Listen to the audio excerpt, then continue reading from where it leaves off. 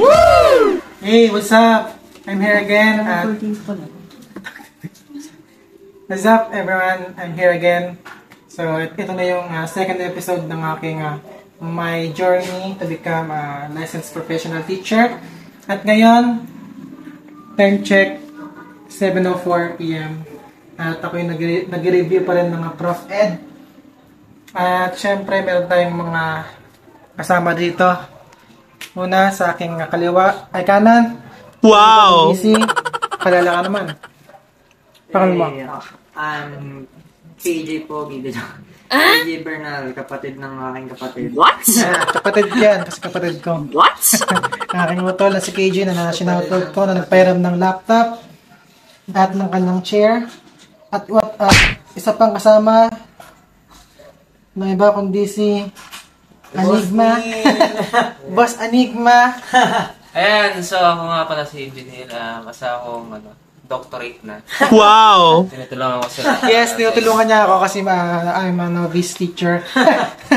Hindi, isa rin siya, naghahanda rin to sa paparating na September LET examination. Yes. LET exam. Doctrine na pero... At si KJ din. So, Doctrine na Christian. ano nga, isang matinding payo nga mula sa isang doctorate. Ang payo ko lang sa mga nagtitake ng exam, Need ba talaga mag-review? hindi na kailangan mag-review. Stock knowledge. What? Knowledge, Oo. stock knowledge na lang na. Oo, tsaka common sense. Common sense. Common sense the key. Naniniwala ako dyan. Pero wag mong gagawin. Alright, so, Pairali ng lock. let's go. Continue sa aking pag-review.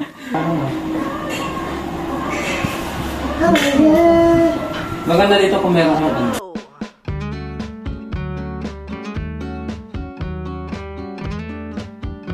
Malaking bagay na meron tayong kasama sa pag-review. As a teacher, nakatutulong ito na mabigyan tayo ng confidence to face the incoming LET. Feeling ko ay hindi ako nag-iisa sa sitwasyong ito. Maraming mga tulad ko ang nagpapagal at nagsusunog ng kilay para maging handa. Ang lahat ng ito ay hindi lang para sa sarili ko, kundi para sa Diyos at sa mga taong naniniwala sa akin. Basta ang kailangan kong gawin, mag-review ng mag-review.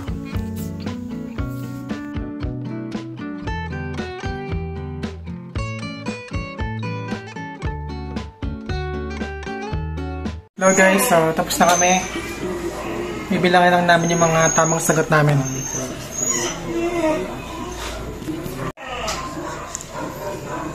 One, 2, 3, 4, 5, 6, 7, 8, 9, 10, 11, 12, 13, 14, 15, 16, 17, 18, 19, 21, 22, 23, 24, 25, 26, 27, 28, 29, 30, 50%. 21, 32, Wala eh, 33, 60% 34, lang ata 35, eh. 36, 37, 38, 39, 40, 41, 42, 43, 44, 45, 46, Ang dami rin kasi nga eh. 47, Kala mo lang tama eh. 48, 49, 50, 51, 52.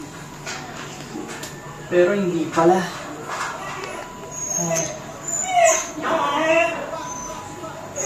Ilan ka? 80. 83. 8, 69, 80. Sabi yun. Hindi eh. Hindi yung papasa. 96. Eh mga akin. Nasaan yung ano? Nasaan yung ano? KG, 83 out of 150. 150. Stock Ako, knowledge. 96. Stock knowledging. Masasabi mo? Yes, stock knowledging. Ikaw, Pops, lang. Ay, pagbuka ay parang may ito na. Nakakadugo 96 over 150. Dulog ka. Ouch.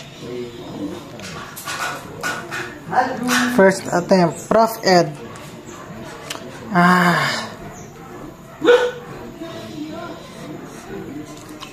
Ang daming Tama. Tagal mo 88. 88. Congrats bro. 88. At least, nakakuha ko ng 96. My score over 150. KG ay 86. 86, 83. At si Janelle naman ilang pre? 88. 88. So, not bad na rin. Bad na. Hindi kinain ng ating utak. Ano masasabi mo? Ready ka na? Ako ready na ako kasi 96. unang-una, hindi ako handa. 7 days na lang. Then, 7 days na lang mag-exam na si Kemar. So ako, di ko alam, baka next September or next year. Babasa-basa na ako. so yan. Thank you sa inyo. So yan. Kita-kits sa sakit ng singaw mo. Kita-kits sa susunod na video na episode 3. Bye.